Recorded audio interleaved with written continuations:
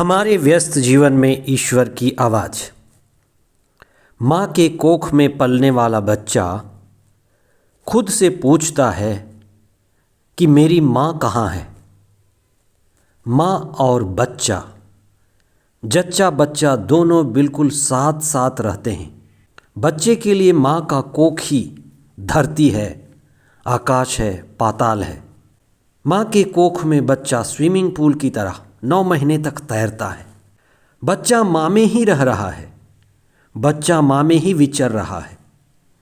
माँ इतने नज़दीक है और चारों ओर से ऐसे घेरे हुए है कि माँ के संग रहते हुए भी, माँ में रहते हुए भी माँ का अनुभव नहीं हो पा रहा है। माँ दिखाई नहीं दे रही है। अनुभव करने के लिए भी हमें थोड़ी दूरी चाहिए, अलग होना पड़ता है। इसलिए जन्म जरूरी है। इसीलिए बच्चा बड़ा बेचैन होता है। कुछ ऐसी ही हालत हमारी भी है। ये सारा संसार, ये सारा ब्रह्मांड ही ईश्वर का कोख है, जिसमें हम जी रहे हैं, विचर रहे हैं। ईश्वर हमारे इतने नज़दीक हैं, रग रग में है, सांसों में है कि हम उससे पहचान नहीं पा रहे हैं। तीसरा सामान्य सप्ताह 28 जनवरी 2023 शनिवार, थॉमस एक्विनस का पर्व। पहला पाठ इब्रानियों के नाम पत्र अध्याय 11 पद संख्याएं 1 से 2 तथा 8 से 19 तक, और संत मार्कुस का सुसमाचार अध्याय 4 पद संख्याएं 35 से 41 तक।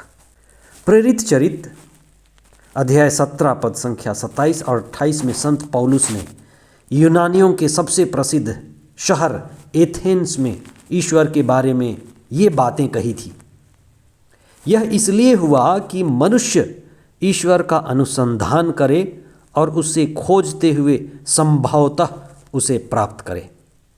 यद्यपि वास्तव में ईश्वर हमसे दूर नहीं है, क्योंकि उसी में हमारा जीवन, हमारी गति तथा हमारा अस्तित्व निहित है।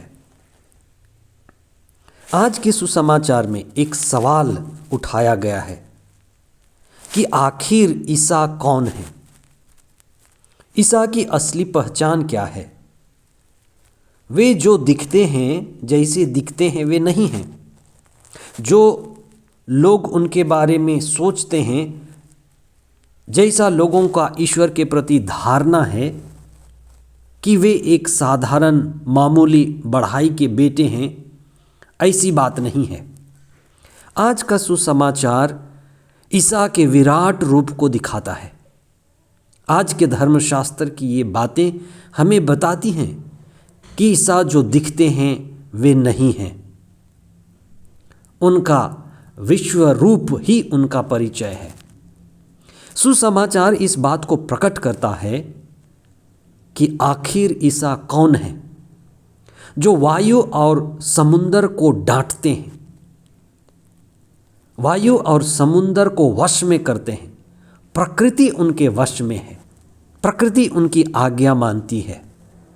संत मार्कुस का सुसमाचार इस सवाल को बार बार उठाता है कि आखिर ईसा कौन है। ईसा का समाज भी पिछड़ा हुआ समाज था। वहाँ ईसा को कई अपदूत ग्रस्त मिलते थे। ईसा उन अपदूत ग्रस्तों को डांटते थे और वे मनुष्यों से भाग निकलते थे। कई बार डांटने के बाद अपदूत ग्रस्त चिल्लाते थे, हमें पता है कि आप कौन हैं, ईश्वर के भेजे हुए परम पावन पुरुष। इसलिए अपदूत ईसा को प्रकट करते थे कि वास्तव में वो कौन है। आज का सुसमाचार उसी तरह का एक मिलता जुलता दृश्य है। ईसा और उनके शिष्य समुंदर और समुद्री झांझावात, तूफान के शिकार हुए। नाव के झकझोरे जाने से और ऊंची लहरों के भय से शिष्य चिल्ला उठे, प्रभु हम डूब रहे हैं।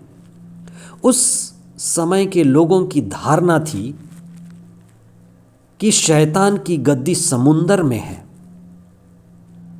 शैतान समुंदर में रहता है और वहां से राज्य करता है। शैतान इंसान को परेशान करता है बीमारी के द्वारा और विभिन्न तरह से। ईसा का समुंदर के उग्र रूप को डांटना वास्तव में शैतान को डांटना है, शैतान को वश में करना है और शैतान को परास्त करना है। यह एक संदेश है, प्रतीक है कि जो ईश्वर के साथ रहेगा, जो सत्य के साथ रहेगा या जिसकी ओर ईश्वर रहेगा वही जीतेगा। जीतने वाला ईश्वर के साथ होने वाला होगा। प्रकाशना ग्रंथ आखिरी किताब, धर्म शास्त्र की आखिरी किताब, अध्याय 21 पद संख्या 1 बहुत महत्वपूर्ण संदेश लेकर के आता है नवीन यरूशलेम के विषय में, जहां पर कहा गया है कि पुराना आकाश और पुरानी पृथ्वी दोनों लुप्त हो गए और समुंदर भी नहीं रह गया। समुंदर भी नहीं रह गया यानी शैतान की ताकत पूरी तरह से ध्वस्त हो गई। बुराई पर ईश्वर की विजय निश्चित है और हमें ये संदेश दिया गया है कि हम ईश्वर के साथ जुड़ें, ईश्वर के साथ खड़े हों। इस संसार में बुराई है, हमारे अंदर भी बुराई है, लेकिन ईश्वर के साथ जुड़कर हम उस बुराई को उखाड़ सकते हैं। ईश्वर के साथ रहकर, ईश्वर के साथ शक्तिशाली बनकर हमें बुराई और शैतान के विरुद्ध हमेशा लड़ना है। ईश्वर की संगति में ही, प्रार्थना से जुड़कर ही हम अपदूत को, बुराई को, बीमारी को और जो भी चीज़ हमें मृत्यु की ओर ले जाती है उससे हम जीतकर अमृत की ओर और अमृत में जीवन बिताएं। आमीन।